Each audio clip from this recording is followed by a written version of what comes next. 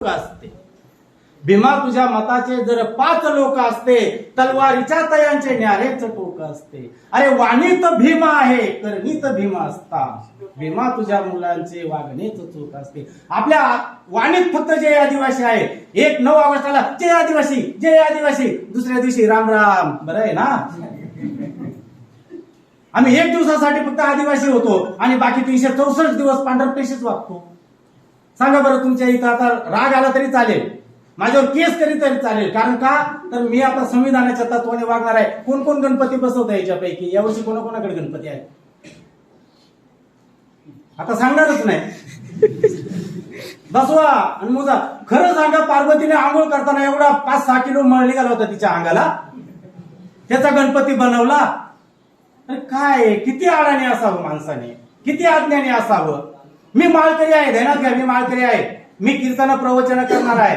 तरी जे माझ्या रक्तात बसत नाही, जे अगोदर माहित नव्हतं तेव्हा मी रामकृष्ण म्हटलं, तेव्हा मी गणपतीची पूजा केली. माझ्याकडचा गणपती तर अर्धा लग्न होईल एवढा खर्च असायचा, दारू पिऊन फिसकट नाचायचो. पण माहित नव्हतं तेव्हा. जेव्हा माहित झालं तेव्हा बदलणं गरजेचं आहे.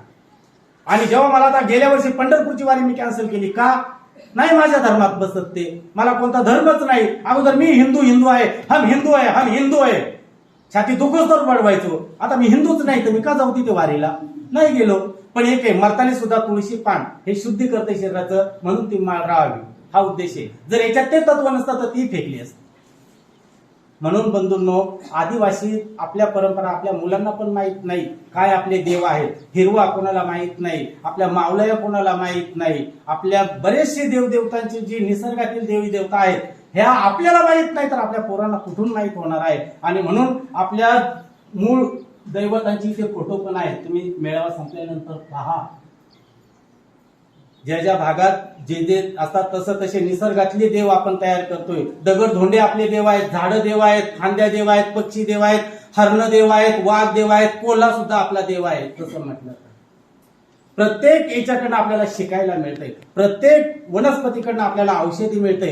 प्रत्येक वनस्पतीमधून आपल्याला जीवनसत्व मिळत आहेत, ते आपले देव आहेत. आपला गणपती देव नाही. गणपती बसवला तर 4-5 हजार रुपये खर्चच होतो, येत नाहीत.